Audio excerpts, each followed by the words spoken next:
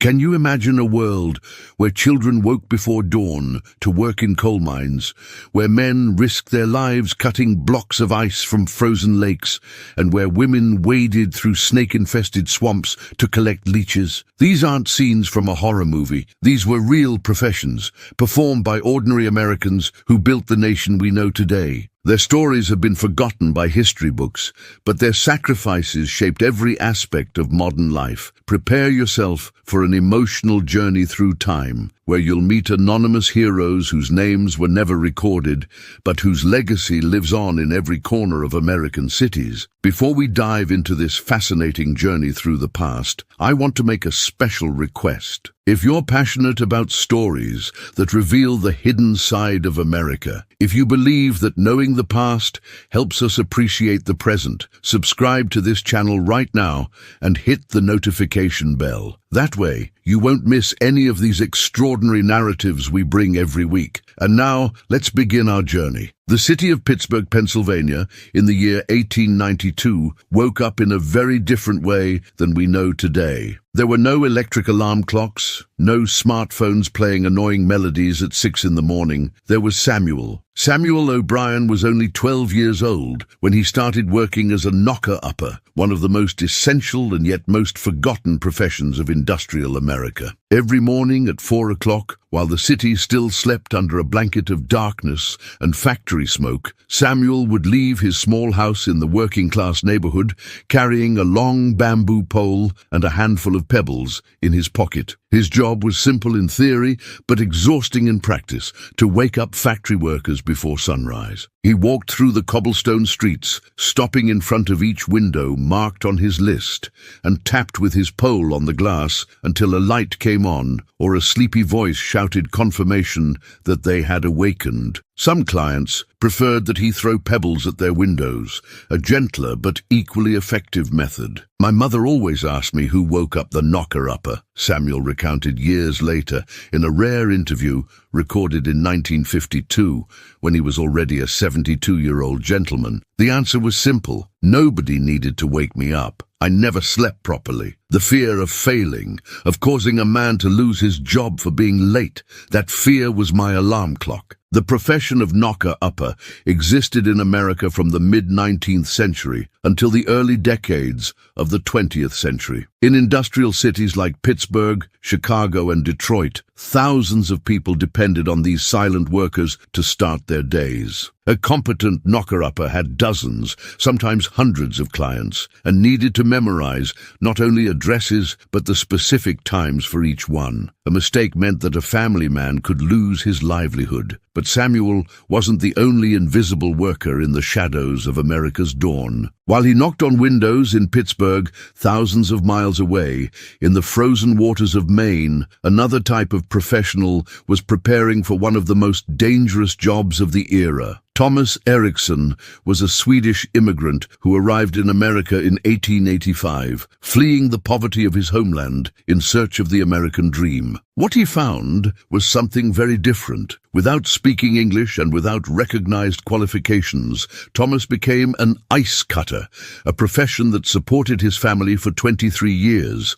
The natural ice industry was one of the pillars of the American economy in the 19th century. Before the invention of electric refrigeration, ice was an essential luxury. It preserved food, allowed the transport of meat and dairy across the country, and cooled drinks in the scorching summers of the South. And all this ice came from lakes and rivers in the north, cut by hand by men like Thomas. The work began in the heart of winter, when temperatures plummeted and the lake surface became thick enough to support the weight of men and horses. Using enormous handsaws, the cutters marked the ice surface into uniform blocks, usually 22 inches by 22 inches. Then, with pickaxes and levers, they separated the blocks and pushed them through channels cut in the water to the ice houses on the shore. It was brutal work. Temperatures frequently reached 20 degrees below zero. The men worked on a treacherous surface that could give way at any moment. Many wore soaked clothing that froze to their bodies, and accidents were terribly common. I saw men disappear under the ice, Thomas wrote in his diary, a document discovered by his great-grandchildren only in 2003. One moment they were there complaining about the cold,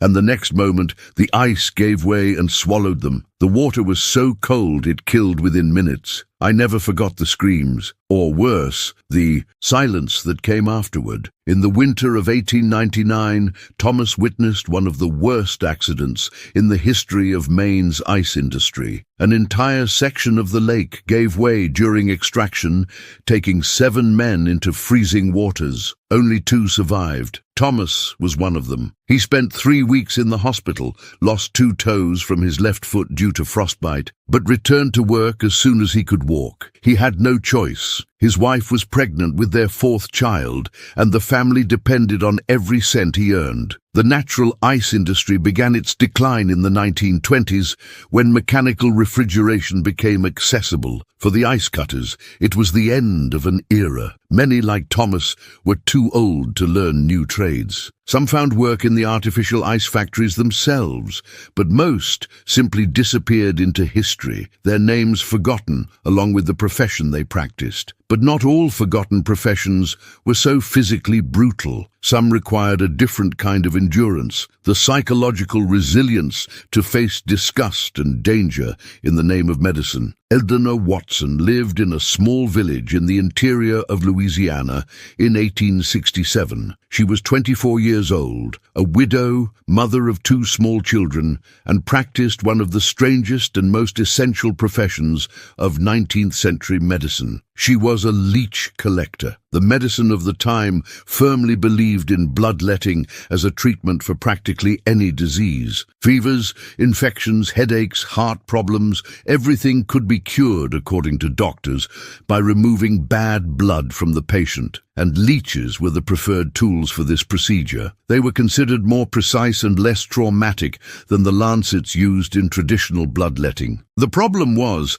that medicinal leeches, a specific species called Hirudo medicinalis, were not native to America. Initially imported from Europe, they became scarce and expensive. It was then that doctors discovered that certain American leeches, found in the swamps of the South, could serve the same purpose. And it was in the swamps that Eleanor worked. Every morning, before the sun rose and transformed the swamps into furnaces of humidity and heat, she walked for miles through murky water and rotting vegetation. She wore old skirts that reached her knees, bare legs exposed to the water. The technique was simple and disturbing. She served as bait. The leeches, attracted by the warmth of her body, attached themselves to her legs. When she felt she had collected enough, she would exit the water and carefully remove each one, placing them in glass jars filled with swamp water. "It hurts less than you'd imagine," Eleanor once told a journalist who visited the region in 1871. "You feel a sting, then numbness. It's their venom, I think. What really hurts are the wounds afterward. They don't stop bleeding for hours, sometimes days, and they always become infected." Eleanor showed the journalist her legs covered with scars, marks from years of leech bites. But what she didn't show, what she perhaps couldn't even name, were the other invisible wounds, venomous snake bites, some of which almost killed her. Infections that left her bedridden for weeks, and the constant terror of walking in waters where alligators lurked in the shadows. She continued working until 1883, when medicine finally began to abandon the practice of bloodletting. Without demand for leeches, Eleanor found herself once again without a livelihood. She died in 1891 at 48 years of age, poor and almost forgotten. Her obituary in the local newspaper mentioned only that she had been a diligent worker who served the medical community for many years. It made no mention of the scars, the fears, the fevers she endured to keep her children fed. While Eleanor waded through the swamps of Louisiana on the streets of New York, another essential profession was in full swing. They were the Lamplighters, the men responsible for bringing light to the darkness of the city. Michael Donovan was an Irish immigrant who arrived in New York in 1854 during the great wave of immigration caused by the famine in Ireland. Like many of his compatriots, he didn't find the promised streets of gold, but he found work. For 31 years, Michael was a lamplighter, responsible for lighting and extinguishing the gas lamps that illuminated the streets of Manhattan. His work began at sunset. Carrying a long pole with a small wick at the end, he walked along his designated route, stopping before each lamp. With movements practiced thousands of times, he opened the glass door, reached the gas burner, lit the flame, and moved on to the next one. A typical route had about 80 lamps, and Michael needed to complete it before total darkness took over the streets. At dawn, he made the journey in reverse, extinguishing each flame to save gas. Between these two moments, he slept a few short hours, always attentive to the clock, always. Worried about the weather. Windy nights were his nightmare as the flames constantly blew out and he needed to redo his route several times. People didn't notice that I existed, Michael said in a letter to his sister, who still lived in Ireland. They saw the light, but didn't see who brought it. For them, the lamps simply lit themselves every night, like magic. But it wasn't magic. It was my hands, my aching feet, my endless nights. The profession of lamplighter began to disappear in the final decades of the 19th century when electric lighting began to replace gas lamps. New York installed its first electric streetlights in 1880, and in the following decades, lamplighters were gradually dismissed. Michael lost his job in 1885, at 52 years of age. He never found another stable job. He died in an almshouse for the destitute in 1893, his body buried in a mass grave on Hart Island, the cemetery of New York's poor and forgotten. There is no headstone with his name, no monument to remember his decades of service. Only the electric light that today illuminates the same streets where he worked, a light that shines without knowing it exists because of men like him. We are only at the beginning of this fascinating journey through America's past. Are you enjoying learning about these stories of forgotten workers? If so, leave a like on this video right now and share it with friends who also love history. And if you haven't subscribed to the channel yet, this is the perfect moment. Click the subscribe button and activate the bell so you don't miss the second chapter, where we'll meet even more surprising and moving professions. Now, let's continue. The 20th century brought with it an explosion of technological changes that completely transformed the face of America. And with each new invention, professions were born and died at speeds never before seen. The men and women who worked in these transitional occupations were witnesses to an era of transformation, even though their own jobs were swallowed by the progress they helped build. In 1905, on the busy streets of Boston, a young man named Robert "Bobby" Sullivan worked in one of the most peculiar professions of the pre-automation era. He was a pin setter at a bowling alley. Bobby was only 11 years old when he got his first job at Sullivan's bowling alley.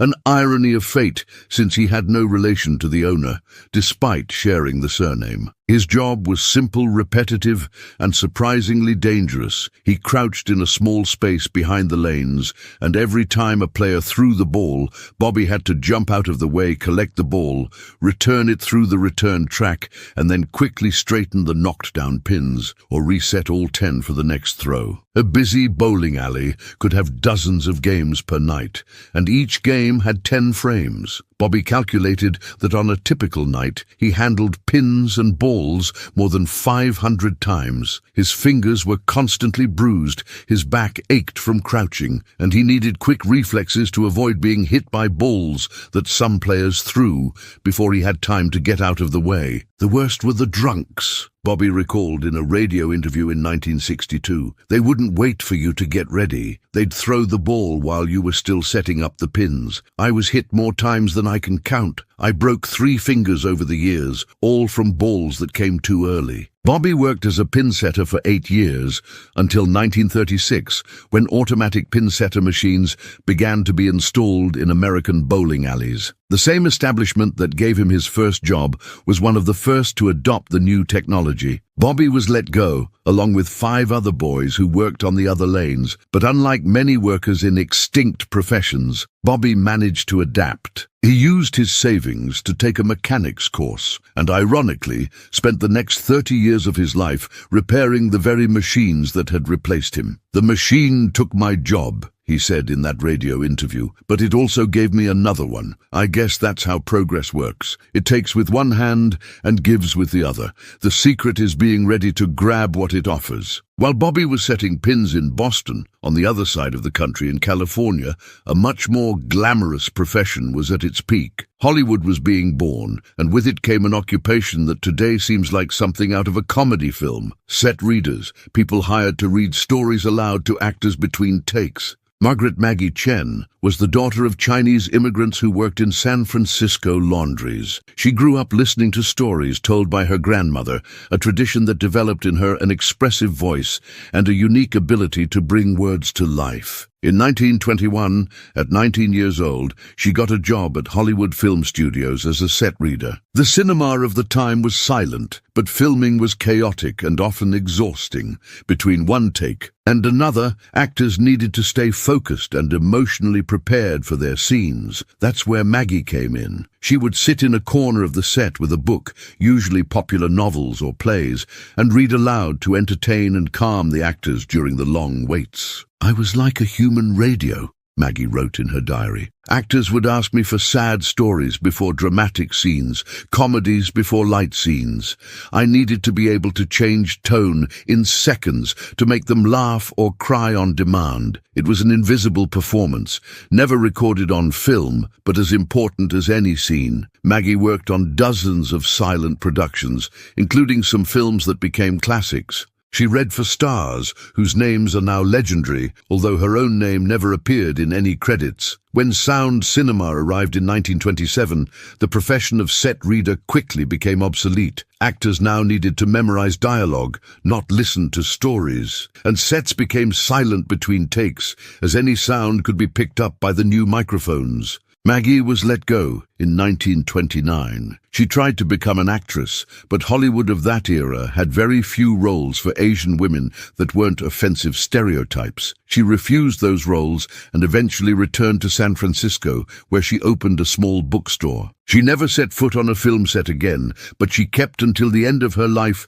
the books she had read to the stars, their pages marked and annotated, silent witnesses to a profession the world forgot. But not all forgotten professions disappeared because of technology. Some were extinguished by social changes, by the evolution of laws, or simply because society decided that certain practices were no longer acceptable. The resurrectionists were perhaps the most macabre profession in 19th century America. They were body snatchers, men and women who, under the cover of night, invaded cemeteries to dig up recently buried bodies and sell them to medical schools. To understand why this profession existed, one must understand the context of medical education at the time. Medical schools needed cadavers to teach anatomy, but American laws were extremely restrictive about who could be dissected. Only the bodies of executed criminals were legally available, and these were far too few to meet the demand of the growing medical classes.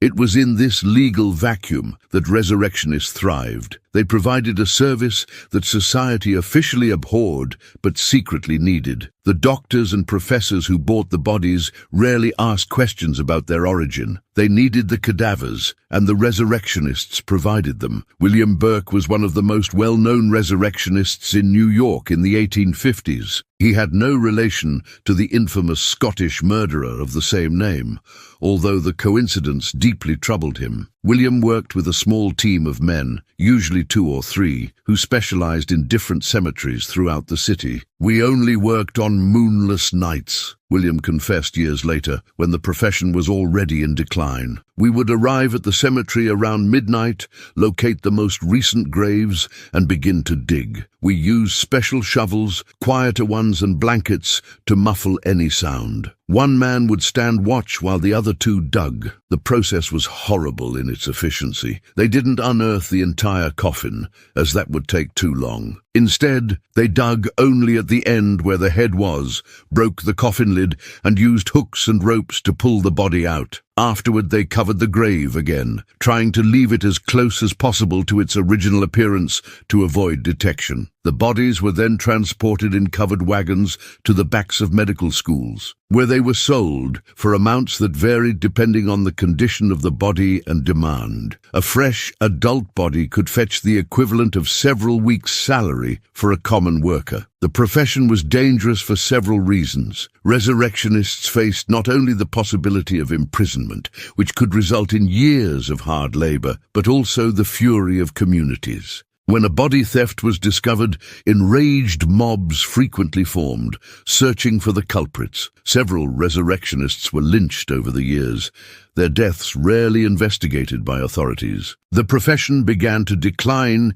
in the final decades of the 19th century when several American states passed laws allowing the use of unclaimed bodies from hospitals and asylums for medical purposes. With a legal source of cadavers available, the demand for the work of resurrectionists disappeared. William abandoned the profession in 1871 and spent the rest of his life trying to atone for what he had done, working as a volunteer in hospitals and churches. But perhaps no forgotten profession captures the essence of America in transformation quite so perfectly as the log drivers who worked on the great rivers of the American Northwest. James "Big Jim" Holmberg was a Swedish-American lumberjack who worked on the rivers of Minnesota and Wisconsin from 1882 to 1915. His task was apparently simple: to guide thousands of logs downstream from the forests where they were cut to the sawmills where they would be processed. In practice, it was one of the deadliest jobs in America. The logs floated freely in the river,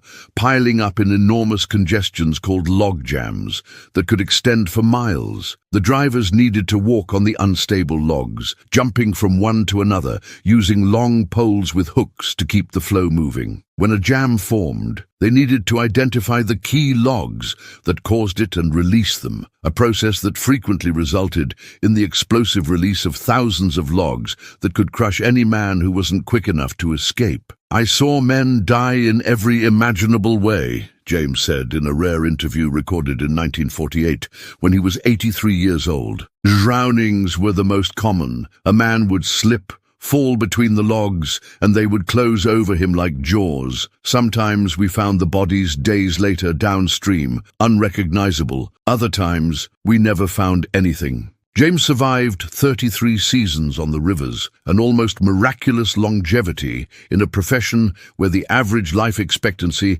was drastically lower than that of the general population. He attributed his survival to a combination of skill, experience, and pure luck. But even he didn't escape unscathed. He lost sight in one eye when another driver's pole accidentally struck him, and his left leg never fully recovered from being crushed between logs in 1903. The profession of log driver disappeared in the first decades of the 20th century, replaced by trucks and railroads that could transport lumber more efficiently and safely. The last great drives occurred in the 1930s, and after World War II, the practice had been completely abandoned. James lived long enough to see his profession become a historical curiosity, the subject of folk songs and romanticized legends that had little to do with the brutal reality he knew. "They sing about us as if we were heroes," he said in that 1948 interview. "Maybe we were, or maybe we were just desperate men doing a desperate job because we had no other choice. History decides who the heroes are, not us." James died in 1952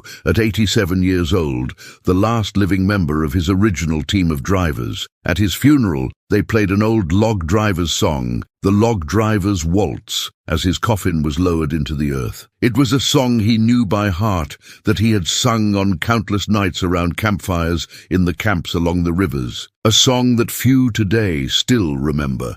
These are just some of the countless professions that were born, flourished, and died in American history. from knocker-uppers to ice cutters, from leech collectors to lamplighters, from pin setters to set readers, from resurrectionists to log drivers. Each of these occupations was, in its time, essential to the functioning of society. The men and women who practiced these professions were no different from us. They woke every morning, faced their fears, endured pain and humiliation, and did what was necessary to support their families and build their lives. They didn't know they were living in an era of transition, that their jobs would be replaced by machines and new technologies. They simply did the best they could with what they had, and perhaps that is the most important lesson we can learn from their stories. At some point in the future, the professions we know today will also be forgotten. Our children and grandchildren will look back and wonder how it was possible that people spent hours manually driving cars,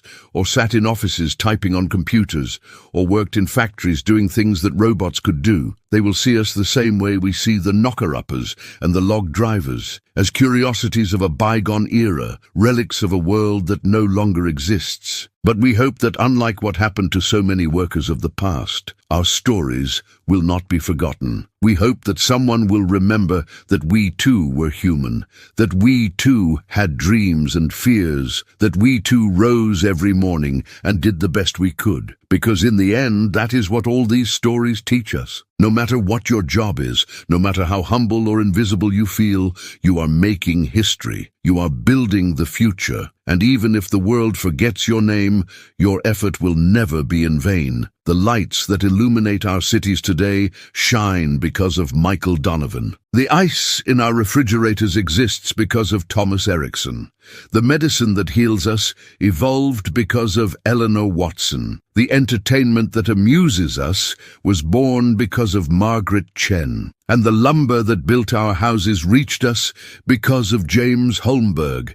They may have been forgotten, but their legacy lives on in every aspect of our modern life. And now, thanks to stories like this, perhaps we can finally give them the recognition they deserve. And so we come to the end of this extraordinary journey through America's past. These stories of forgotten workers remind us that behind every technological advance, behind every modern convenience we take for granted, there were real people with real lives, facing challenges we can barely imagine. If this story touched you in any way, if you learned something new, or were inspired by these anonymous heroes, leave your like now and share this video with others who need to know these narratives. And if you're not yet subscribed to this channel, subscribe right now and activate the notification bell so you don't miss any of our upcoming videos. Every week, we bring fascinating stories about the past that shaped our present. See you in the next video. Thank you for watching until the end.